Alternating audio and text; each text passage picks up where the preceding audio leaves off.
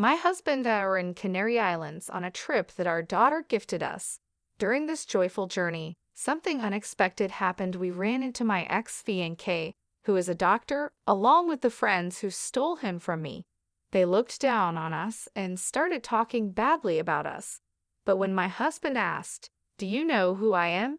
everything changed for them, and their lives took a turn for the worse. I'm Jenna, 51 years old, living with my husband, Julian. Our daughter, Maud, has become independent and is busy with her work and love life. She visits us occasionally and shares different stories, which makes us happy because she seems to be leading a fulfilling life. Maud is not Julian's child. Her real father passed away from illness when Maud was just 5 years old. It was a deeply sad time for us, and it took a long time to recover. However, thanks to a certain person, we were able to enjoy life again, though that same person would later betray us. 20 years ago, my husband suddenly collapsed and was rushed to the hospital for emergency care. A few months later, he passed away. At first, I couldn't accept this reality and spent my days in deep sadness, barely able to take care of Maud. Working was out of the question. My mother, who came to help from my parents' home out of concern, suggested that I see a psychiatrist. Dr. Austin, the psychiatrist who treated me, was incredibly understanding and kind. He and his father ran the clinic together, treating many patients as a two-person team. It was always busy because of the number of people needing help, but despite everything, Dr. Austin showed concern for Maud, who had suddenly lost her dad, and suggested she attend sessions with me. I was so caught up in my own problems that I didn't realize Maud was also hurting. I blamed myself, thinking I was a failure as a mom and wondering if things would be better if I weren't around.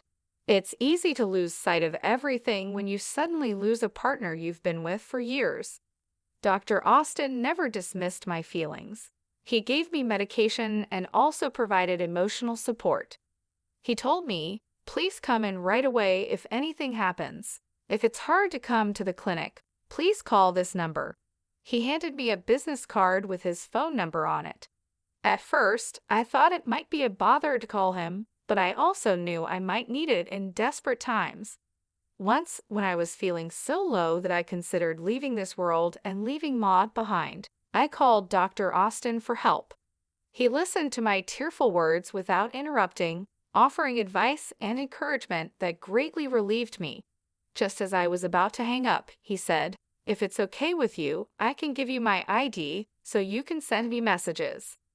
We started exchanging messages, and thanks to that, I gradually began to feel better.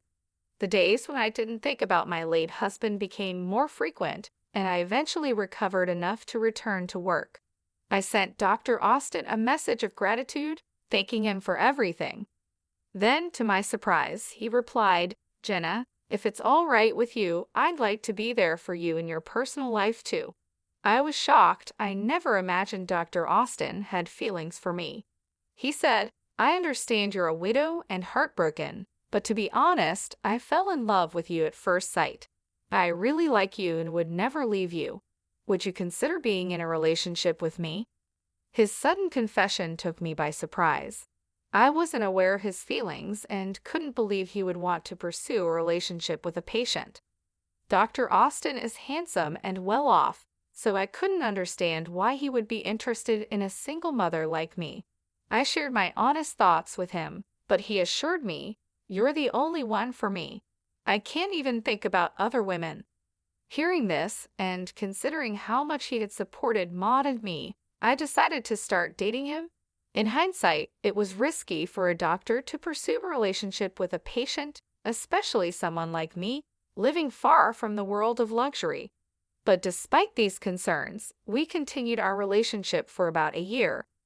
"I want to support Jenna and Maud for life," Austin said when he proposed. After discussing it thoroughly with Maud, we happily got engaged. Austin was very affectionate toward Maud, and they even went to the park together on weekends. One day, at the park, I met Kate again. Her mom, Sydney, and Austin were chatting the whole time. Austin was also great at getting along with the other moms, which made me trust him completely. Even though we weren't married yet, he was already involved with the mom friends, and I thanked him for that.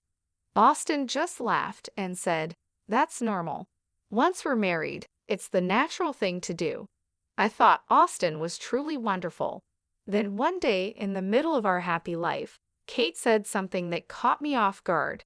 She told me that Austin was going to be her dad soon, just like he was going to be Maud's dad.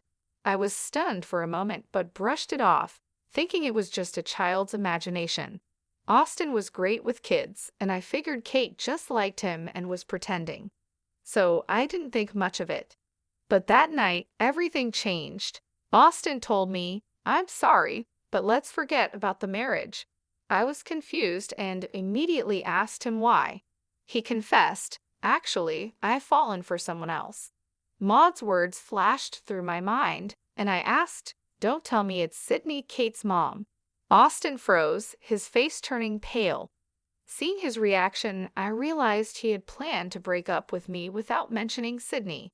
It shocked me that he would go after a married woman, especially the mother of Maud's friend.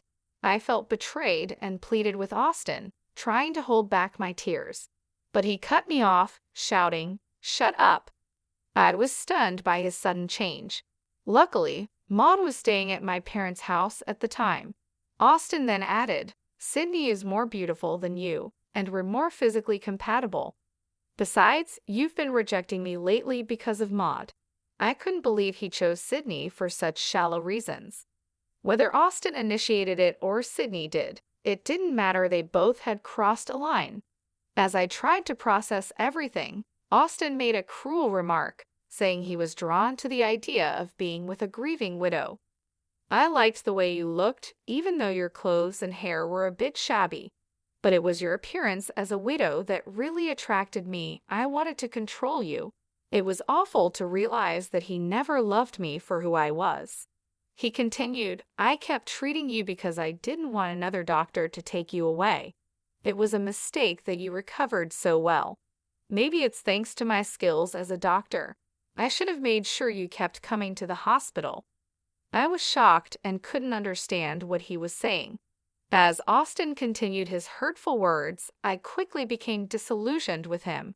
I had had enough and said, "Let's break up, and you'll pay compensation for breaking off the engagement." Austin looked surprised for a moment, but seemed eager to be with Sydney. "I'm a doctor, and money is no problem for me. Here, take it. With your poor appearance, you should go to a beauty salon. But since you'll be a single mother now, maybe not." And so, my relationship with the despicable Austin ended. I also demanded compensation from Sydney. She said, "Since you're a single mother, you'll need money. Fine, I'll donate this to you. In return, I'll take Austin without any hesitation. Bye, greedy poor person." I was never particularly close to Sydney, but I never imagined her character could be this bad. At this point, it seemed those two were a perfect match for each other. In fact, I even thought it was probably for the best that Sydney took Austin away. Later, I found out that Sydney got divorced, and within 3 months, both she and Austin had left town. However, since Austin's father's clinic was in the area, they likely hadn't moved far away. By the way, Kate, who was excited about Austin becoming her dad, ended up under the custody of Sydney's husband. Apparently, it was too difficult for Sydney's husband to raise Kate alone, so he also moved back to his parents' home.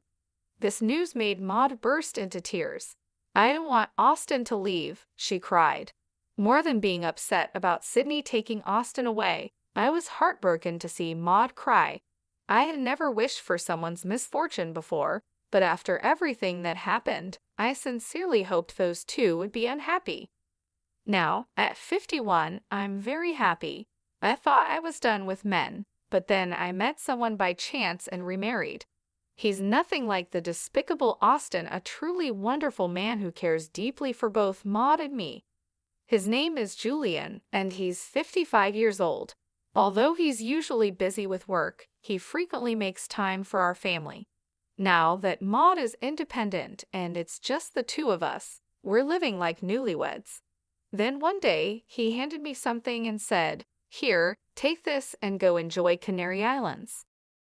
I received tickets to Canary Islands from Maud, who had gotten a bonus at work. She even booked the hotel for us. "Oh no, that's too much," I said, feeling overwhelmed. It was our first overseas trip. "Aren't you coming with us, Maud?" I asked. "It's a token of my appreciation for all you've done, so go enjoy it together," she replied. We accepted Maud's kind offer and decided to go on the trip to Canary Islands. It was our first overseas trip as a couple, and it was incredibly fun. After a long day of sightseeing, we headed back to our hotel. Suddenly, I heard a voice. "Huh, is that Jenna?" I turned towards the voice and, to my surprise, saw Austin and Sydney, the ones who had betrayed me at the same hotel we were staying in. "Who's that?" Austin asked, pointing at Julian. "He's my husband," I replied. Both of them started laughing. "You remarried, but your new man looks, I don't know, kind of poor," they said, suddenly insulting Julian. It's true that Julian isn't fussy about his appearance and rarely wears brand-name clothes. "Excuse me, but what brand is that outfit?" Austin asked in a clearly condescending tone. When Julian mentioned the name of a clothing chain store, the two of them burst into laughter. "What? You shop there? You're poorer than I thought. Unbelievable. Isn't that the store where only really broke people shop?" They mocked a person they had just met, and I was so shocked that I couldn't speak. "You seem to be struggling with money, yet you're on a trip to Canary Islands. Are you sure it's okay?" Austin questioned. Julian responded calmly, "Actually, it's a gift from our daughter, which we're very grateful for." Julian's smile and composure showed a mature response. "Daughter? You mean Maud? She's already an adult, but it's pathetic to beg your own child for a trip to Canary Islands. If you're going to beg, ask for clothes, not a trip," they continued mocking. "Exactly, Jenna, still living a poor life even after getting married. Isn't that crazy?" Their rudeness was too much, and I was furious, ready to respond. But before I could say anything, Julian spoke up. "Excuse me, but Jenna is not poor. While it's questionable to berate a stranger, I cannot tolerate insults toward Jenna." Julian stood up for me. "Huh? What are you trying to prove, poor man? Do you even know who I am?" "I'm a doctor," Austin boasted while laughing. "Really? You're a doctor?" Julian calmly asked. "Yes, I am the only son of a clinic owner, and I'll be taking over as the head doctor soon." "Impressive, right?" Austin continued arrogantly. "Doctors are rich and can choose any woman they want. You poor people are in a different league, you just look poor." I couldn't bear to listen to Austin's words anymore, and meanwhile, Sydney stood there with a nasty smirk on her face. "You keep calling me poor, but do you even know who I am?" Julian asked, clearly frustrated. Austin, thinking he had the upper hand, dismissed him as just some poor guy.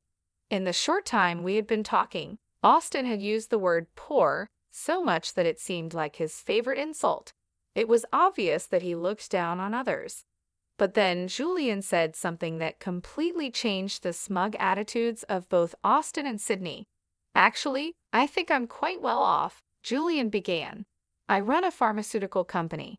"What?" Austin exclaimed, clearly shocked. Yes, Julian had inherited a major pharmaceutical company from his father. In fact, he even supplied the hospital where Austin worked.